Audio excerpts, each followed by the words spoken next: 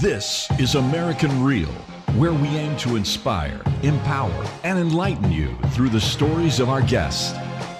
Here's your host, Roger Brooks.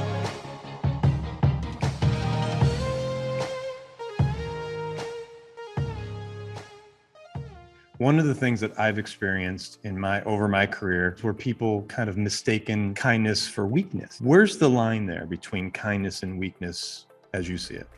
So I ask a lot of questions and then I show up in kindness and in strength. I generally call it out. So most often I say this. This may come from a position of weakness, but I just want to let you know, I'm showing kindness by doing X, Y, and Z.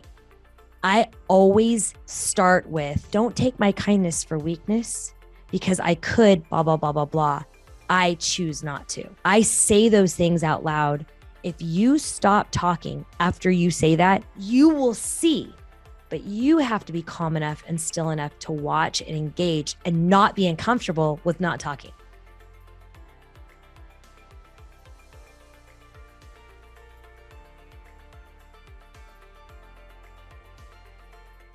This is American Real. I am Roger Brooks. My guest today is Stephynie Malik.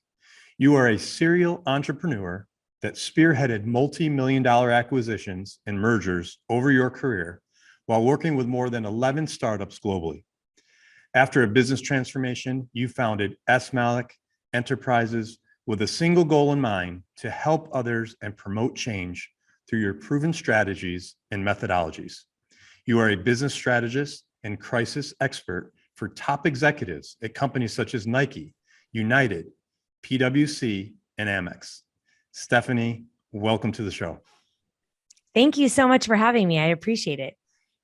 Wow, we have really been connecting in so many different ways, both virtually, and I was on your podcast recently. Now you're on my podcast, so it's so much fun to connect with you. And I just want to start out by saying, number one, thank you for being the person you are, because you are authentic, and that's what we like to show on our show, American Real, is the essence of someone's existence. And you, that is you, that is who you are. Thank you very much. And you know, for good or bad, that's very true. It resonates with some, and some people maybe bristle a bit. Yeah, no. And actually, I was looking at your LinkedIn feed today, and I didn't have to go very far, because when I looked at your post from today, you talked about relationships, and that relationships are everything. And it's so true. The older I get, the more I really appreciate my close relationships, as well as value new relationships, because you could just tell when people are authentic. How important have relationships been over your successful career, and even more recently with your new business? So that's such an amazing question, and I'm going to answer it in a couple different ways. Roger, I believe in being super honest and very transparent. Okay. When the pandemic happened, I realized I had done a horrible, horrible job at new relationships. I'd been in business for 25 years. There was so many people. In fact, one day I played a game and I was like, how many people could I text who would text back? So like, hey, Roger, how are you? I hope you and so-and-so are doing well. And I got 97% return. Wow. And some of these people are people I hadn't talked to in 5 or 6 years. Wow. So great to hear from you. What I had done a really poor job in is bringing new relationships in.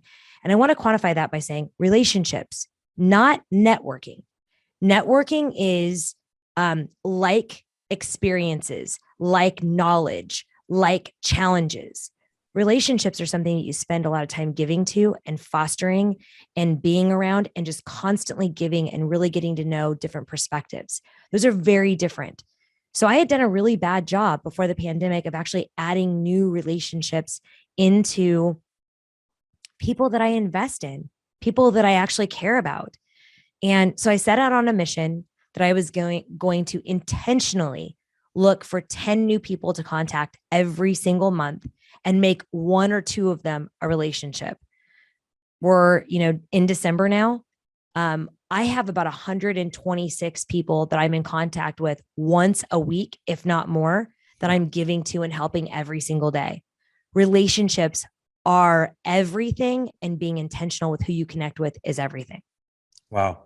No, and I could attest to that because you have helped me in the short time that we've known each other. You have literally helped me, and I thank you for that. And I don't know if I'm part of that group of 126, but I can attest to it that that genuineness is felt. And I think that it's important to talk about, because if someone is not aware of, just like you say you were, right? You went for a long time without building the relationships, the new relationships, then where do you go, right? Where do you go from there? How do you start to rebuild? And I like your plan. You set out to build relationships. So for people that are listening, if they need to do the same thing, can you talk a little bit more about your technique? How did you begin the process? Yeah. So one of the things that I had to get good at, that I wasn't good at, I'm not amazing at niceties. So I'm not amazing at, hey, Roger, oh my gosh, it's been so long. Great tie. How's work going? I'm not great at that. I'm great in, Roger, what is up with you? What's going on? Your posts or your texts seem off. Call me. By the way, if you don't call me, I'm going to stalk you to death until you do call me. And I'm one of those people where I'm not going to let you off the hook. And I hope you would not let me off the hook at all. I hope you would be able to hear in my messaging that something was off. There's so much hurt. There's so much pain. There's so many people that don't know what's going on in other people's lives. Be intentional and ask the intentional question. I'm kind of, prying is out the door for me. People need to be pried into, even if it's for nothing else but a listening ear. So let me tell you how I did it. I'm not overly social. We've talked about this. I'm much more of an introvert. I'm not, my daughter says you're extremely awkward in coffee conversations, which is true. I'm not a good small talk person. I'm passion, purpose, development, education, growth, and doing all of those things through kindness. So I had to take a step back and I had to say, what is really, really, really important to me? Like what drives me every day? Okay. Kids, number one, health, number two, and then three, business. And so then I basically siloed those things. I was like, okay, when I say kids, what? Well, two of my kids have huge learning differences. So I started looking at learning differences like autism and ADHD and executive function. And I started looking at different groups and I said, hey, I'd like to contribute. Hey, I'd like to help. I didn't want anything. I just wanted to contribute. I wanted people to feel normal in their story. I wanted to normalize the pain, the fear, the nervousness of teaching children at home and feeling like a failure. Hello, right here. And so I started looking at that. Other things, sex trafficking, awareness around sex trafficking. And people always think, oh, it's not my kid. And then you pull up a link and it was, oh yes, in your port, 27 miles away from your home or from your kid's sister high school. It's right there. Okay. And so I wanted to just reach out and say, I'm here. Use me however you want. Here are some of my relationships. Here's some of my reach. And I started being very intentional with joining certain groups, not to join them, not to like collaborate, not to like do this big giant thing, but just say, hey, I'm here. And if somebody wants to have an intentional conversation or needs to vent or needs to fall apart, I may possibly have those resources in mind that could help you. And then I started being active. And again, you know me, talk about all my failures as well as my wins. I might have gotten a little bit obsessive and maybe contributed a little bit too much, like 20 times a day. And then I burned myself out. So then I was in 10 groups and I was contributing 20 times a day. And like, when do you make money? When do you actually have a revenue? When do you pay attention to your clients? So I started scaling back and I started kind of doing a quote of a day. Information without application is noise. Here's what I mean. And then links that would help them go, oh gosh, this resonates. For any other questions or any other help, DM. And then I set up a team to actually answer those DMs. So I became really intentional through who I was connecting with and how I was giving. And Roger, I have a formula: give, give, give, give, give. When you take or when you ask, make sure it's something intrinsically easy for that person to give you. So make sure it's a Roger thing. If I'm asking you, it's a Roger thing. It's not Roger has to go talk to his wife or go has to talk to his business partner, or maybe has to go talk to a relationship. It's something that Roger can do. So I don't put Roger in a bad spot. Wow. Well, there's a lot there. There's a few things I'd like to ask you off of that. So first of all, where does this come from? When,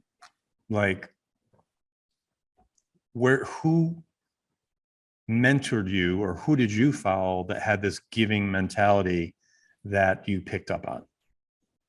So Roger, you know, I had a really tumultuous childhood. I lost my father very, very young. I never knew him. He was in a horrible drowning accident, very, very young. My mom had a complete psychotic break. I was emancipated at 15 years old and completely on my own, married very young, had a baby very young, was divorced very young. And what I have learned through the pandemic and reconnecting with those, I always say with my adult supervision, because I was so young, I had a baby at 22. And when I look at my 27-year-old, I'm thinking I had a 5-year-old. It's mind boggling for me. Yeah. The only thing in my head at that time, Roger, that I had going for me, because I lived right next to Stanford. So all of the people that were applying for the entry level jobs, they were Stanford grads or they were Berkeley grads. And they were really, I mean, I couldn't compete there. Most of the time I was the only woman in the room. Most of the time I was the youngest in the room. I didn't go to Harvard. I didn't go to Stanford. So I had to really show up in tenacity, grit, work ethic, and ask great questions. And only one of those came really easy for me. So the grit and the tenacity was really easy. I'd been on my own for so long. Working was easy. I can do that. Working in a predominantly male dominated industry around business, around strategy, alliances, software, tech, I believed in making men mentors, allies, not enemies, asking really strong questions, saying, hey, I really want to knock this out of the park and make you look amazing. Can you help me? And so many of these men put me in contact with incredible women for mentors and guides that were just so happy that I was asking the questions. And so the men helped just as much as the women did. And Roger, it wasn't easy. And I felt like an idiot so much of the time because I was just so young, but they never, ever gave up on me. And I worked really hard, but they worked really hard and they had a lot of faith in me. They had a lot of belief in me. And I want to give that back to as many people as possible because so many people believed in me.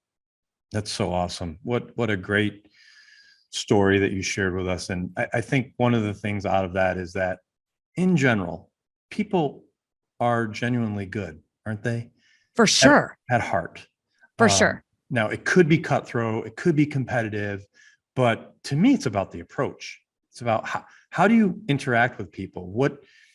How do you make them feel? What questions are you asking them to, break down any potential barriers? And it sounds like you learned very young to do that very well. Yeah. And Roger, you know what, to what you just said, here's the funny thing is good and bad, because this is one of my flaws. I always think everything's my fault. Okay. So like when something blows up, I'm like, gosh, what could I have done differently? What is it? How did I blow this? It's always internal. It's a woman thing. Women are like that, but you have to embrace it. You have to embrace, okay, how do I process this a little differently? So sometimes when you're talking about this and asking really, really great questions, you're right. People are innately good. They're really good. But when they're bad, I often think they're bad by circumstance. Something happened to them. Somebody hurt them. Somebody was mean to them. Somebody, did something that betrayed them, or maybe 2 or 3 or 4 situations happened. And now that person is hardened or calloused towards good people coming into their life. Yeah. I ask those questions. It's very silent. It's extremely deafening. Sometimes you see people, run the other way whenever I ask the question. They're like, oh God, Stephanie's going to ask a question. And it's actually really funny. But I will walk in and I have no problem talking to a president or a CEO who everybody's terrified of and going, what is your deal? Like you are like insanely pissing people off. Like, how are things at home? And people are like, oh, okay, coffee. And I'm not nervous to look you in the eye and talk to you about it. I'm not nervous. I'm not going to leave. I'm not going to judge you. I'm not going to shame you. I'm not going to do that. I want to get to the heart of it. I want you to feel joy and happiness around all of those lovely, amazing people that are around you. So I will ask the hard questions and I have no problem with it. That's so great. That is so great. And it's a unique quality. Not many people can do that and do it well. So I commend you for that. But it reminds me, I don't watch too much TV, but my wife happened to have on Netflix one night this week. I think it was maybe Tuesday night. And it was in the middle of this movie called, I think it was called The Shack.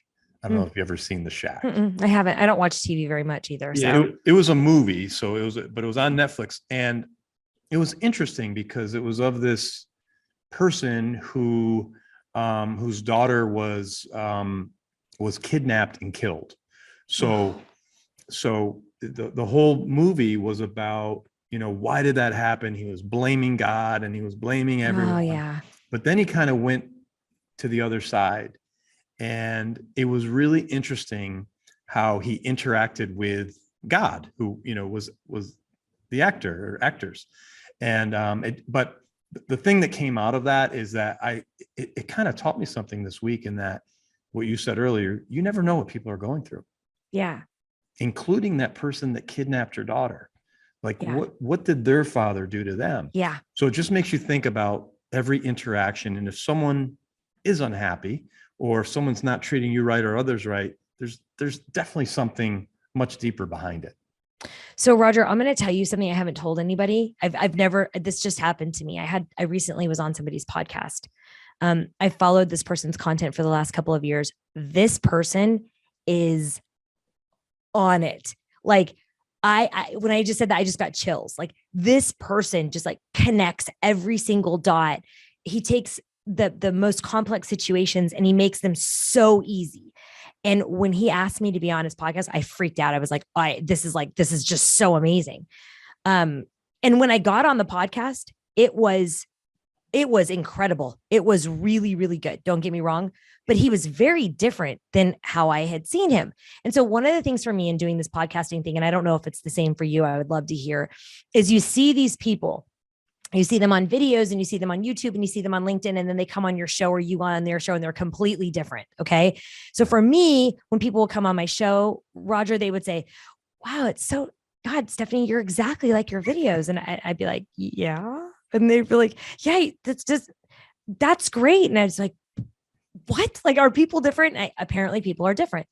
This is the first time it had happened for me. He was amazing. Everybody else would have thought he was like a 10. Okay. But me, from an NLP standpoint, from a behavioral specialist standpoint, I felt like he was disappointed in our interview. Wow. And so I was so bummed out. Like, I literally was like, my daughter's like, you're so awkward and weird. But we got off and he was like, he looked at me and he goes, that was such an incredible interview. And I was trying to keep it, like, I was like, thank you. I really, really appreciate it. He said, I want to apologize for canceling last minute a few times. He's like, I really want to apologize. And I was like, oh, no problem. Things come up, whatever. He's like, I have stage 4 brain cancer. Oh my gosh. And for me to look at the screen, for me to look at Zoom and see this man not flinch from looking at me, I was going to meet that energy without falling apart. And so I said, I don't have any words and I would never be able to understand how you're feeling. Thank you so much for talking to me about it. And we stayed on for another hour and a half and had a conversation. And he ultimately invited me to come work with his company. Wow. But if I would have judged it, if I would have been like, oh, wow, it's just like everybody tells me that sometimes it's really hard. I'm the one that put that guy on the pedestal. Yes. I'm the one that was like, this is like the absolute, this is the utmost, this is the ultimate.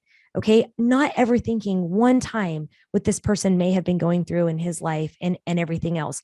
And when he told me, I was so happy and joyful that I could be just there to listen and let him talk about anything. He apologized for his memory. He apologized if there were some questions that he had to re-ask. Such an incredible human and such an incredible leader. Stage 4 brain cancer with a tumor, and gets on to do a podcast with me. Yeah, just incredible. And I think the one thing that we could all kind of get better at, and this is a great example that you just gave, is that we tend to live in our heads all the time. We're living in our heads. It's, we're not thinking about others. We're not being present. We're assuming, casting judgment before we should. So that's why it's good to have these conversations. That's why I love doing these podcasts, because they're not scripted, right? We have some bullet points we're going over. We want to hit some, but it's these kinds of discussions that are important. And I tell people say, well, why do you podcast? Like, you don't make any money doing this. And why do you do it? The reason I do it is for conversations like this, because it helps me become a better person. And it helps others that are listening become better people. And that's why I do it. And that's why I love having these interactions. And I'm so happy you shared that story. Yes, of course. So you said one other thing before we move on in there, and it's something I'm passionate about. You said the word kindness. Where in your journey, again, because not everyone has this in them, especially at a young, when you were young in your career, you mentioned that you had that trait of kindness. Where did that come from? So Roger, I don't think I had it. I don't think I was kind. I really don't. I don't think I was kind at all. I think I was tenacious, and I think I was able to learn very quickly, but I felt like I was treading water. I couldn't even stop for a second to even think what kindness is. I didn't really smile at anybody. I kind of had a bad attitude. I had a chip on my shoulder. The world was out to get me. And, all of this crap, all of this narrative and this lens that I was seeing, that was just crap. It wasn't even real. I think I started noticing kindness a lot when I started making really, really good money. And I started seeing what I wanted to do with my money that I thought everybody did with their money. And that's when I started to really notice a difference. Like, whenever I would give somebody a homeless person, when I would go into Starbucks and I would buy them a full meal and a $20 gift card or a warm blanket. And my friends would be like, what are you doing? Like, you're contributing to the problem. They're going to go buy drugs. If they go buy drugs, that's on them. Has nothing to do with me. I'm kind because of me. I'm kind because I want to make a difference in somebody else's life who maybe doesn't have a lot of kindness around them. I'm not kind for exposure. I'm not kind, just like I'm not nasty. It's very well known. Anybody will tell you I have no problem walking into a restaurant and getting absolutely horrible service and not leaving a tip. I have no problem with that at all.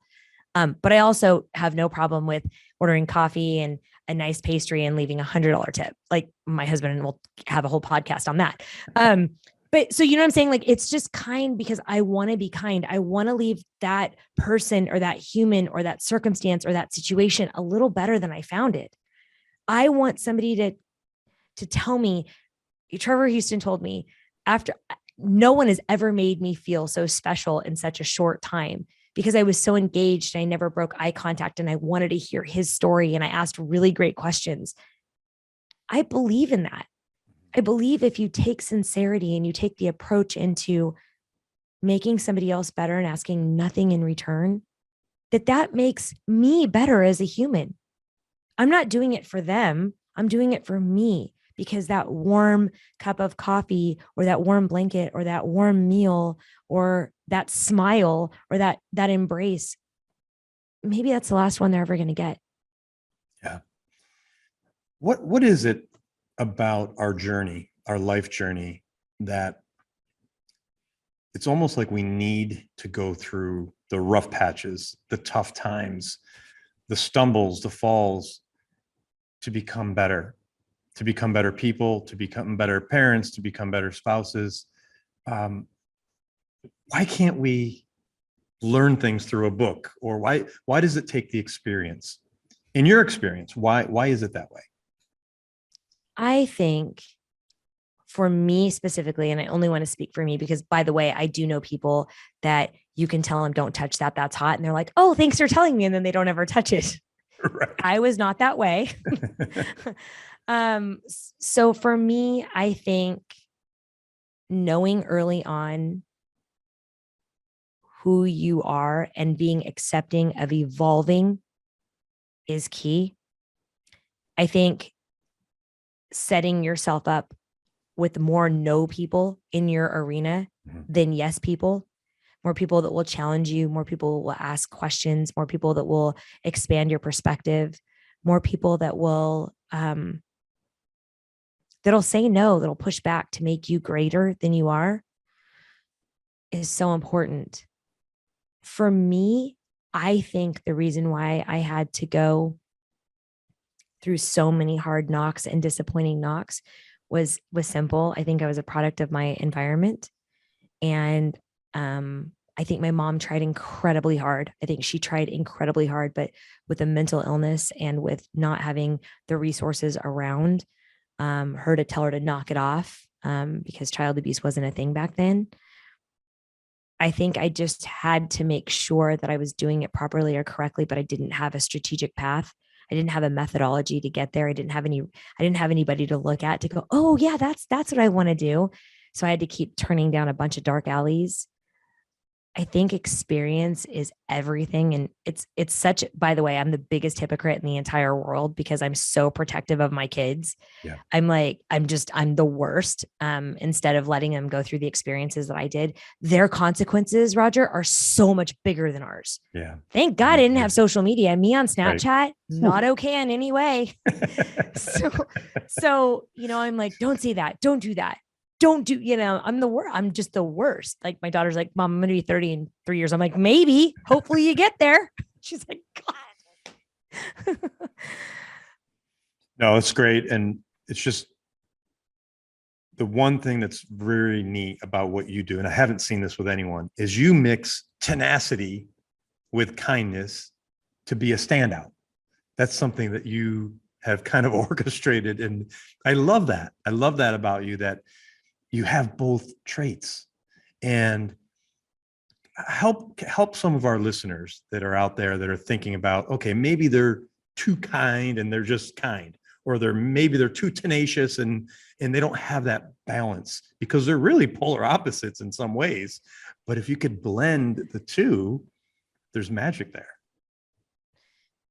I think it's incredibly crazy that you just said that, because one of my biggest challenges that I'm trying to overcome is when clients give testimonials about me. You want real testimonials, Roger, you know this. We talk about business all the time. Okay. Right. Like I don't want somebody to come to me. I'm going to sign up for your book. Okay. And I don't want people to go, Roger's magical. Oh, he's magical. I'm like, yes. How do I quantify that into ROI? Okay.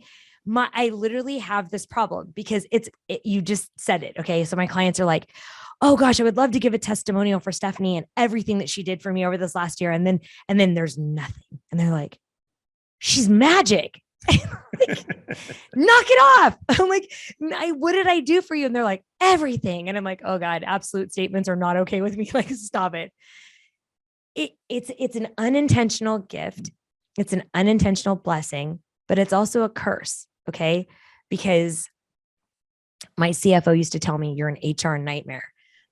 I call it as I see it. I'm very kind when I say it, but I don't beat around the bush. I'm not an attaboy and a rah and woo, found my power. I'm not that person. I love men clients just as much as I love women clients. I do everything based on merit and metrics. Mm-hmm. And if you're a woman, that's awesome. Let's use your strengths. And if you're a man, that's awesome. Let's use your strengths. So my advice to the people that are listening who are saying, maybe I'm too kind, or maybe I'm too not, say that. This is what I say, survey the closest and the furthest. And I mean it. I have called people that hate my guts, and I hate, like, despise me.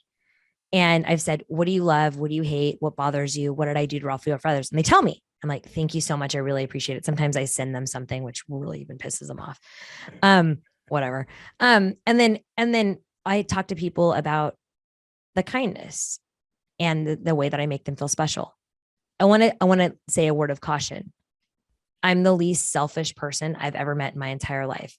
It drives people insane, but it's 1,000% genuine. So don't try to be kind. Understand why you're not feeling kindness. Understand where there are people that I go to coach, Roger, and I can see that they're a certain way. And I know that they're keeping this together because if they have one crack in this armor, they're going to fall apart. Yep. And it's not the right time because of revenue or maybe being a sole provider or maybe teaching their children at home. So how do you hold that together? How do you pull it together for them and let them know that you're holding them and you're supporting them? That's what your listeners need to do. They need to say, why am I not feeling kind? Or what am I avoiding that I'm feeling so kind? I'm living in what I say, la la land, or, what does my daughter call it? Unicorn world. What are they feeling? What are they not dealing with at home? What are they not dealing with at the office that they're feeling like they have to distract into constantly spinning these rainbows? Get really centered with yourself. Get really, really centered and ask a lot of questions. What's the good? What's the bad? What made you feel special? What made you feel disrespected? What made you feel dishonored? And shut up and listen. Listen to what they say. Don't fight them. Don't combat them. Just listen. And then take that away and mull it over for 3 or 4 days and start writing a list. And you know what you'll see, Roger? You'll see the pattern. You'll see these 5 things really, really bristle people. This is who I am and I'm not willing to change. Okay. Or you know what? I think I could change 3 or 4 of those things. And maybe my bristle topics are only 1 or 2. It really depends on who you are inside and how much you're willing to kind of peel back all that stuff and go really deep. Wow. So smart and such a important topic. One of the things that I've experienced over my career, because I feel I've been naturally kind at heart my entire life, right? But I've also, experienced where people kind of mistaken kindness for weakness. Where's the line there between kindness and weakness as you see it? So I'm going to be really unpopular right now, and I'm going to tell you it's completely different for men and women. So I'm just going to go out and say it's very, very, very different. One of the things I'll talk about, and you'll hear me say this in a lot of that in public speaking engagements. If a man leaves work early to go pick up his son from baseball, he's a hero. And when a woman leaves work early to go pick up her son from baseball, she may not be as ambitious or tenacious as they had hoped she could be for being a senior executive. We have stereotypes. That's okay. We just need to ask better questions in getting there. So for me, some of the things that I do, I like to mirror and find out. I ask a lot of questions. To be completely fair and to be totally transparent with you, I actually think I kind of tick a lot of people off because I don't just show up for services. Yeah, Roger, you and I have a meeting and you're interested in business consulting or executive coaching, or you're interested in crisis. I don't just go, what would you like? I don't have enough information. Maybe I'm too big for you. Maybe I'm too small for you. Maybe I'm too expensive. Maybe I'm not expensive enough. Maybe I'm not high profile enough. Maybe I'm too high profile. Who am I to walk in and present you with something when I have zero idea about you, your business, who you are, what risk you're trying to mitigate, how you're trying to grow, what are your current problems, what have you tried, what have you not tried? So I ask a lot of questions and then I show up in kindness and in strength. I generally call it out. So most often I say this.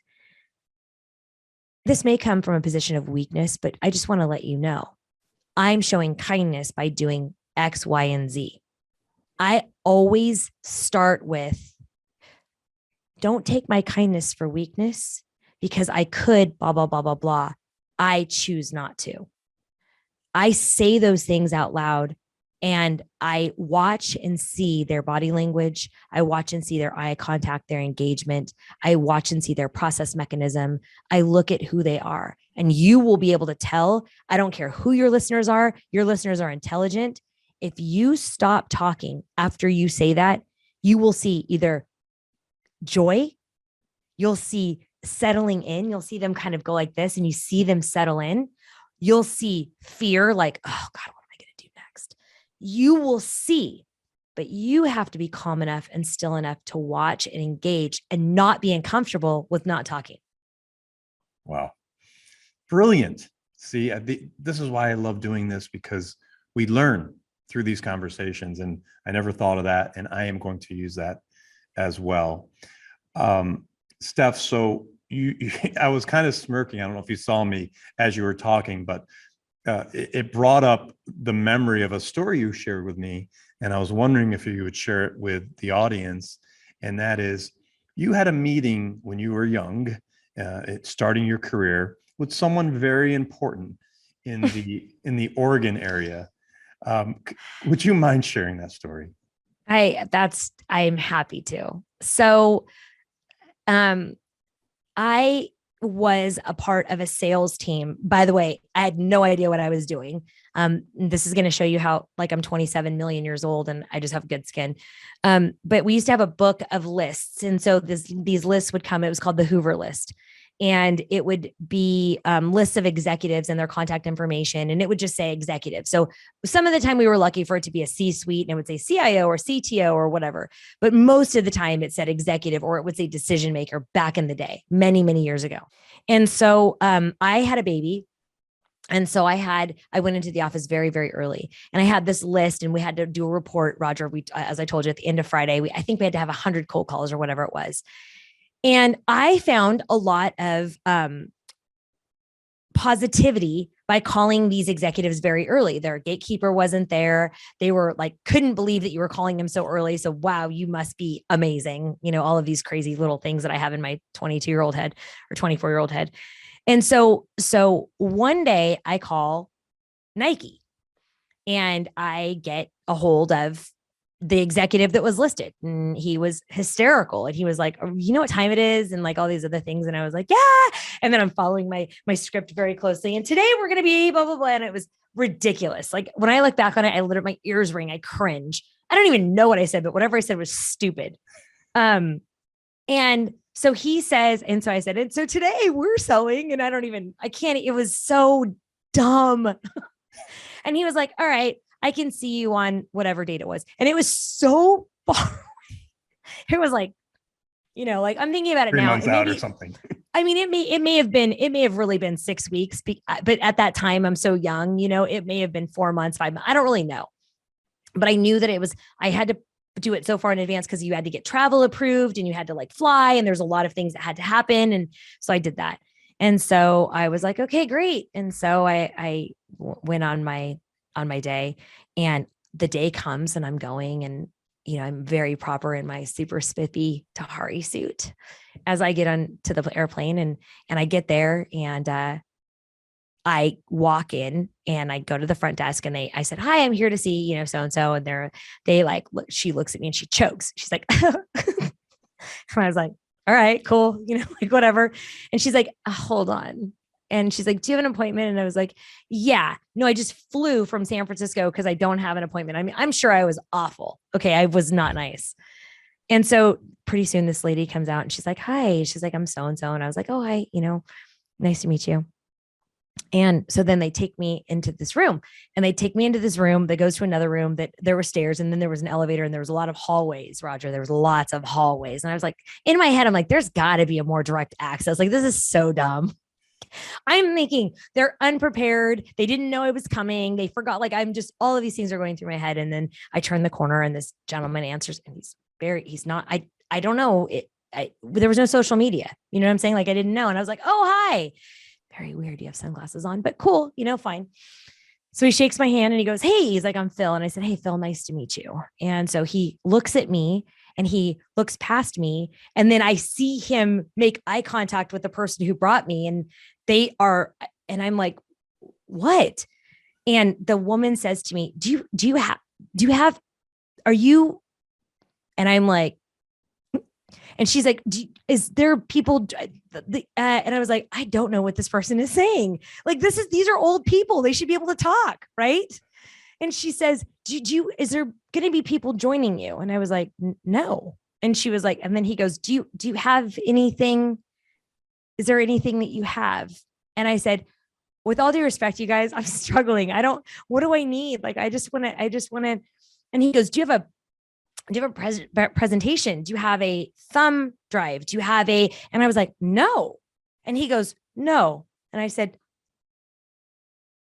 Mr. Knight, with all due respect, I'm going to fly here and I'm going to open my jacket and go, which one of these widgets would you like? I said, does that happen for you? I said, I don't know who you are. I don't know what you need. I don't know what you've tried. I don't know anything about that. And I'm going to fly up here and I'm going to tell you, an executive here at Nike, what you need. And he looked at his, I'm assuming assistant, and says, can you cancel my next 2 appointments? And he's like, we're going to be going to have a meal. And so we did, and we had this amazing conversation. This guy's head was like this big, and he was funny, and he was like congenial and all of this other stuff. And so I just had a great time, but there was really, I mean, he ended up being a client. They ended up being a client, not him. Because I do crisis and I don't want that rumor to start that he was not a client. I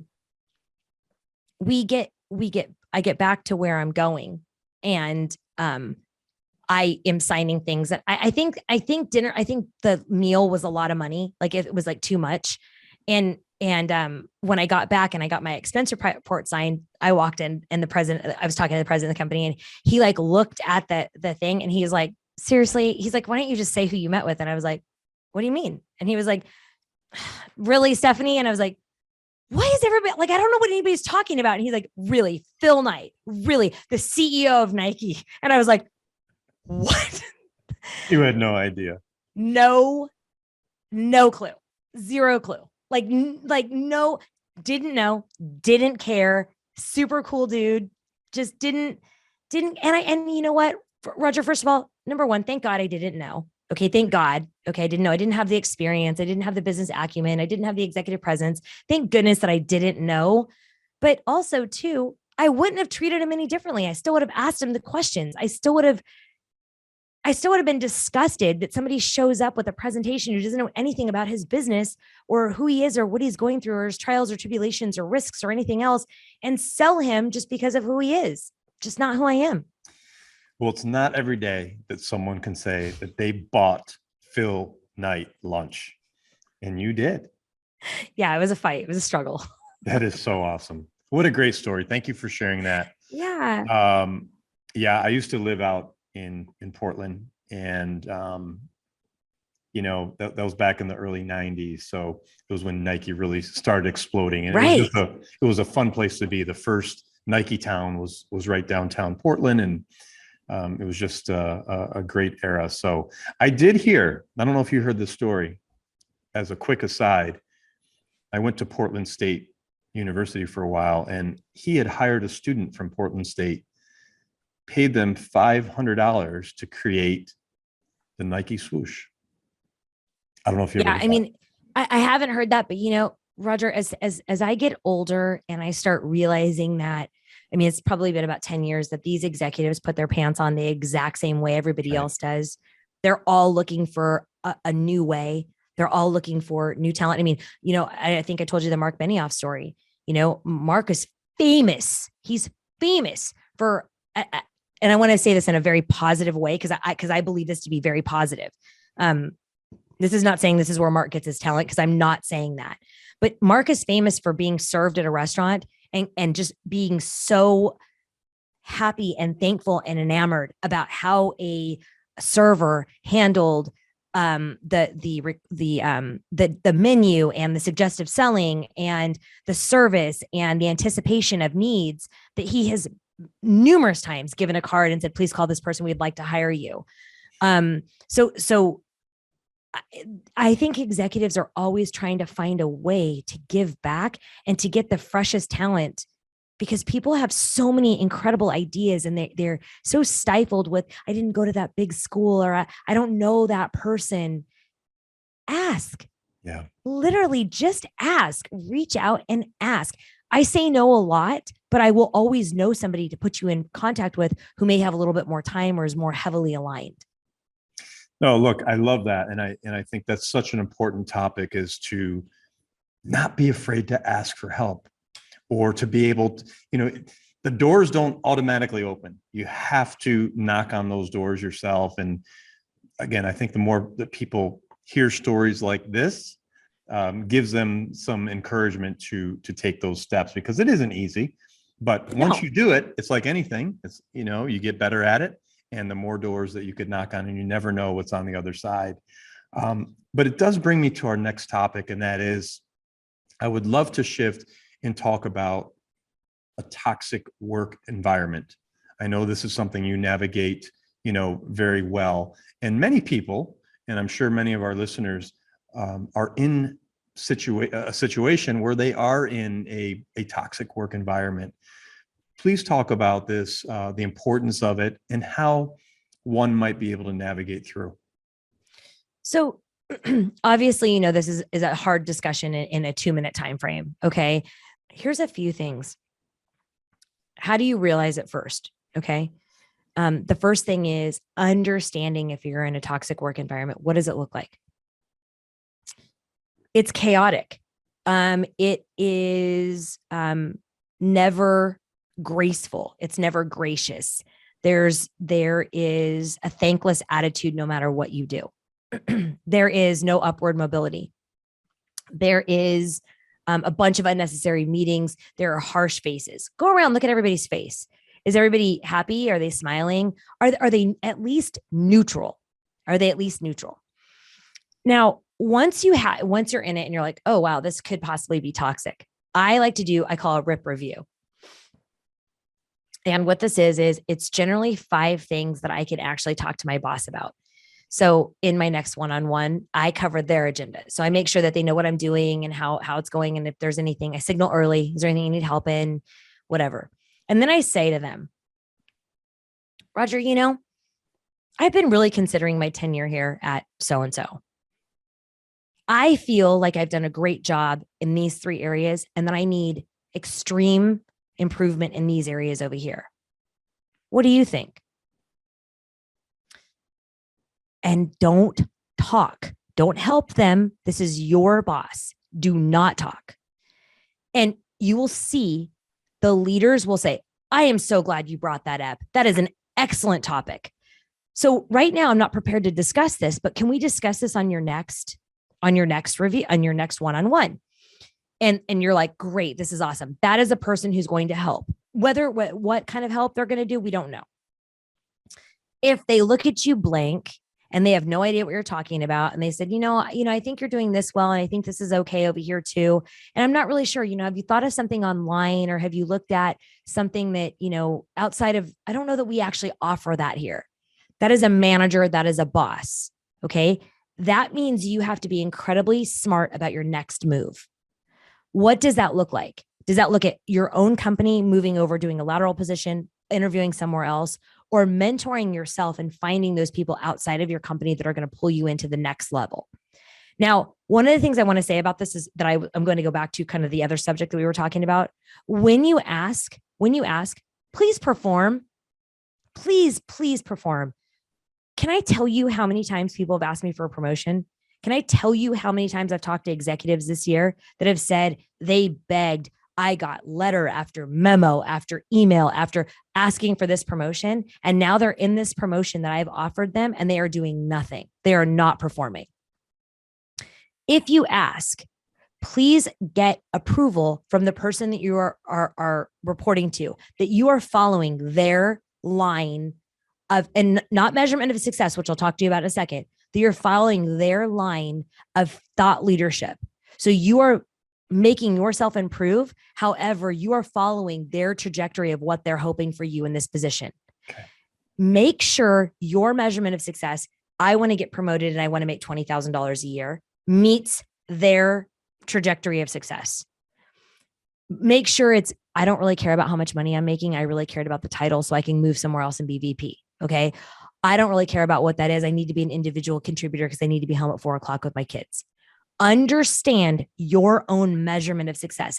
And Roger, if I can stress this so much, people say it's money, it's revenue. People go, if I'm making more money, if I have a better title, if I'm recognized, understand what Pandora's box each one of those things open for you. More money is more time at the office, more time away from your children, more time managing, more time getting those 10 o'clock at night phone calls. Understand more recognition means more visibility, which means more eyes on your work. So it needs to be stellar and complete. Follow up and follow through. So if you're in a toxic work environment, when I'm having this conversation and I'm like, hey, Roger, it was really, really great talking to you. Thank you for giving me these suggestions. Put it in writing. Be thankful, be graceful, and be very clear. Thank you so much for having these conversations about my promotion, about my next one-on-one, and about outside resources. I'm looking so forward to talking to you on December 27th. I'm very excited. Please let me know if I missed anything on this email. Add or delete whatever you'd like. And thank you again for taking the time. Awesome. Awesome. Wow. No, and I can totally relate to all of these tips. And again, you learn these types of tips by making mistakes, by someone sharing. So I'm so glad, because this advice would cost, quite a bit, I'm sure, if someone did a one-on-one session with you. So thank you for sharing that, because that's invaluable to our audience. Want to cover a couple more topics here in our time. So one of the things that I think a lot of people can relate to is, how the heck do we connect with those from other generations? So, like me, I'm 52, and how do I connect with those that are Gen Z or millennials? And how do these people connect differently in the workplace? Help us through some of this, because I know that you know a lot about this subject, and there's a lot of confusion about how to relate, and how to connect with people at different age levels. So when I do maybe a DEI audit, or when I do a culture audit, or when I'm hired to do a talent strategy, or if I'm hired to coach the top level, so the C-suite, okay, this is my number one thing. And it's hysterical, because it has not one time in my life ever gone smoothly. The C-suite says, we're all on the same page. And I'm like, awesome. And then I meet with all of them, and they're all different. Their messaging is just not there. So millennials are very, very different than Gen Z or Gen X. Last year, we were doing I was coaching a C-suite woman for a Fortune 100 company. Okay. And she was, I won't even repeat the things that she was saying. She was beside herself. Okay. And she's like, I just offered somebody $100,000 and a new title. And they said, can you talk to me about how much more vacation time I'm getting? And I was like, oh, it was a millennial. And she was like, yeah, how'd you know? Okay. Understand each, I hate to say age group. Okay. Each generation, let's say that each generation, understand their values, their purpose, and their morals. But before you do that, before you understand those three things, understand what motivates them. Millennials are not motivated by money or titles, ever. My kid got out of college and got offered $100,000 job where she could take her dog to work and all this other stuff. And she said, I don't know that I want to be tied to one job and one office. And I'm like, okay. And for us, we would have been like, we would have been like, where do I sign? Right. Where I'm not leaving. Okay. Like, I'm going to bring my refrigerator here. Like, yes. Cause if I leave, you may change your mind. Okay. She could not have been more disinterested. She cared about how much travel, that she could do. So how much vacation time, how much would she have to work while she was on vacation, because she wanted to be, I don't know, freedom or something. I don't even know. So understand the value of what people value. So we do this when we put together perks and benefits. So this is very complicated for a company, because a company has, let's just call it the 40 and 50-year-olds. Okay. And then they have the 20 and 30-year-olds. And then they have the ones that are coming in for internship. Those people, like when you talk to somebody, my kids don't know what a pension is. My kids don't know what profit sharing is. We barely know what that is. Right? Because our parents did that at the factory or at the school or so we barely know what that is. So when we talk to them, you get paid forever to do what? Wait, how do you do that? They don't understand what it looks like. They're also too, we barely understand crypto. We barely understand blockchain. We are constantly educating ourselves. They're like, oh, boom, boom, boom, boom, boom. Companies always think that the perks are going to cost them so much money. But if they were delivering and developing the right perks for people, they would actually save 27%, because our age doesn't care about unlimited vacation time, because we don't take it. In our heads, it's unethical. In our heads, we're not doing something right. We're not there for our company. Okay. So we wouldn't benefit from that. We would benefit with a bonus. We would benefit with something else that would be better healthcare, or maybe something towards our quarterly HSA, where the millennials are like, what's an HSA? Like, I don't even need insurance. Can I have that money? So we have to do a better job in figuring out purpose and passion and motivations. And we don't ask the questions, because companies are like, how would I do that with 300,000 people? Or how would I do that with 100,000 people? You start with one group. I don't know. How do you pay 300,000 people? Right. How do you benefit 300,000 people? This is not complicated. Don't make it bigger because you don't want to do it or because you're afraid of it. Brilliant. Brilliant. Thank you for that, because every single organization is going through a lot of these questions, and that really frames it nicely. I have a question for you, and I want to get your true response to this. What do you think, Steph, about work-life balance? You must have read the Forbes article. Here's the thing. I'm not popular with this, but I think work-life balance is utter crap. Having balance in your life means that each one of the things that you hold dear and important are the exact same equal weight at the exact same equal time. So your daughter being home this week is just as important as an unsatisfied customer at your bank. It's not true. Now when she's away at school, the customer may be the most important thing. And when she's home, your daughter may be the most important thing. Okay. But right now, the way that our lives are and all of the different turmoils and chaos that we're facing every single day, to have balance is ridiculous. We need to have harmony, because if we have harmony, all things that we prioritize, love, adore, that are purposeful to us, all of those things can remain absolutely purposeful, but they are harmonized. So everything is not equally important at the exact same time. Got it. So I get it, but at the same time, I'm thinking, okay, isn't harmony and balance about the same thing? What's the difference between the two? Just to take it a little bit deeper. Yeah, sure. So balance, again, is, if you think, what I always think of, what's the scale, the attorney scale? I can't think of the name, where there's flat plates on each side and they go like this. Oh, yeah, I can't think of the name of it, but you know what I'm talking about. The scale that, okay. So you put the whatever it is on each side. It has to be down to where they're placed. So say you put a pound here and a pound there, but the pound is in the middle and the pound is over here. The scale will, no matter how slight, right, it'll move.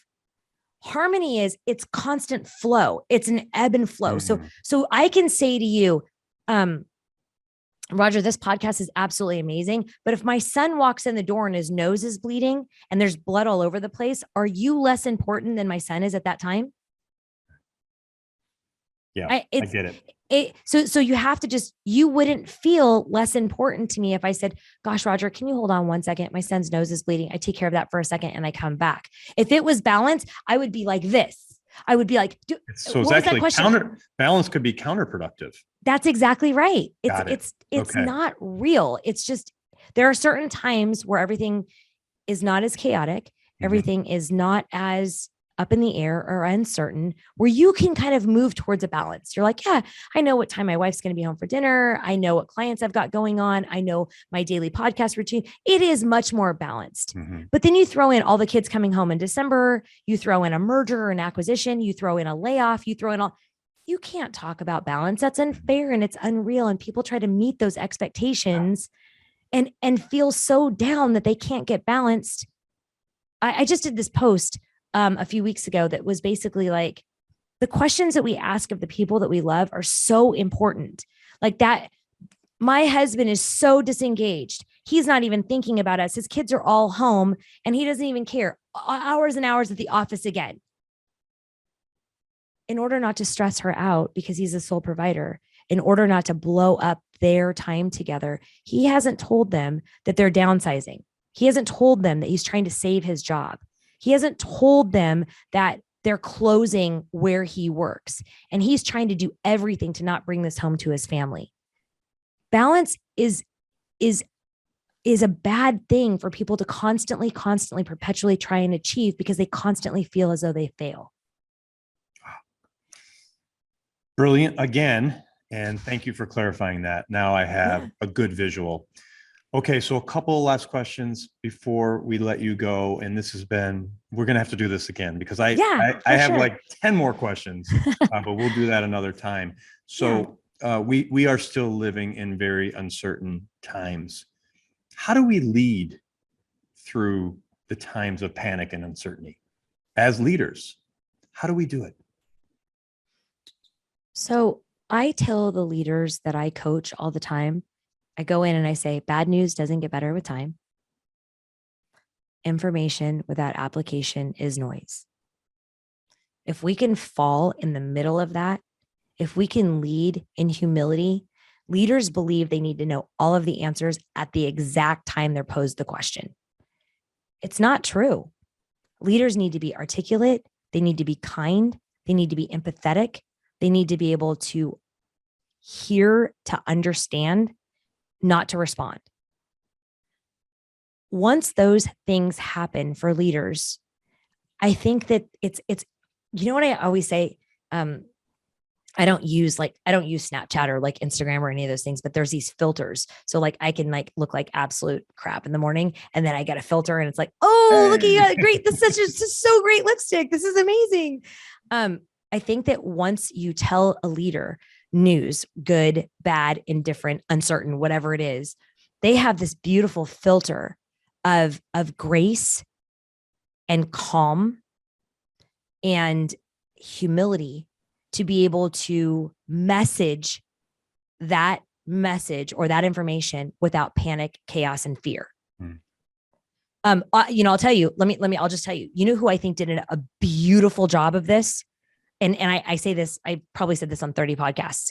I think Brian Chesky did the most beautiful layoff in all of history. What man holds a meeting with every single individual and says, this is where we are. This is what I would like to do. And this is what I'm going to do for you. Okay. So everybody, if the revenue came back up and if the pandemic didn't happen, everybody was going to get their jobs back. But until then, you get benefits for 6 months. You get your paycheck for 6 months. You get your laptop outright. Okay. To take with you. We are going to have an intranet site where each one of your managers, direct reports, everybody else is able to write a recommendation for you. And then we're going to publish that by saying, here are some of our key talent that we are unable to keep right now in uncertain times, but are amazing. And we would love to welcome back if we get out of this mess. Okay. No one was mad. He laid off a lot of people. I can't remember what it was. I don't know if it was 15 or 20%, but it was a ton. Nobody was mad. The care, the grace, the help. Here's career people for you. Here's a website for you. Here's your computer for you.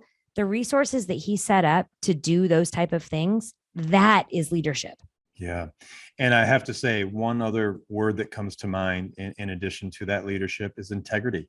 Yeah, for sure. There's not too many people. I mean, I would say one out of several thousand that might do what he did. And man, what a great story. It's a great life lesson for leaders to hear that story. So Stephynie, Malik, this has been a great conversation, but like I said, I don't want it to end here. We need to do one in person at some point, and we will. Yes. But before I let you go, I ask every guest this question, and you still have a lot of life to live, but I would love to know at this point in your life, what do you want your legacy to be? This is, I feel like I was saying this before it was like the cool thing to say. So I'm kind of like a little mad at people stealing my stuff. Like, like Richard Branson and all those people that stole my stuff. Like they're so annoying. I feel like I've been saying this for so long in just different ways. I want to inspire and impact so many people to believe in themselves. Leaders talk about themselves so much. Leaders are saying, I do this and I am this. And I don't like to talk about me. I like to talk about how I make you feel. So if I am able to make you feel special, to make you feel worthy, to make you feel strong, to make you stand out and believe in your key differentiators to be the leader that you are supposed to be, I want to inspire, I want to impact, and I want to make every single person in my life feel special. I only care about being a mom and going as busy as my mom was. My little one is 12 and he's been in 22 countries. Okay. My oldest one is 27 and she's been in 38 countries and there's 2 in the middle. So they have seen and done and explored so much, but they will tell you, and I heard my daughter saying this the other day, I didn't go on one field trip from kindergarten until through my senior year that my mom wasn't there. I worked every prom. I was at every single game. I was at every recital because they are my legacy. Awesome. Stephynie Malik, welcome to the American Real family. Thank you so much. I'm so glad to know you, and our friendship has just begun. Thanks for coming on the show. Absolutely. And it's been such an incredible honor. Thanks for the invite. Thank you. Thanks for tuning into American Real. Be sure to visit our website, americanreal.tv, or search for us on iTunes or YouTube for past episodes. While you're there, please rate us or leave us a review, as that helps others find our show. I am truly grateful and appreciate all of your support. If you'd like to be part of our inner circle or want one-on-one coaching, check out the American Real Learning Academy, where we have self-help groups and courses so you can build the best you. We also have a new Facebook group where you can connect with high achievers from around the world. If you want to go even further, maybe you're determined to write your own book or launch your own podcast, contact me today to see if we could help. You can reach me through Instagram or Facebook, or email me directly at roger@americanreal.tv. Thanks for tuning in, and we'll see you next week.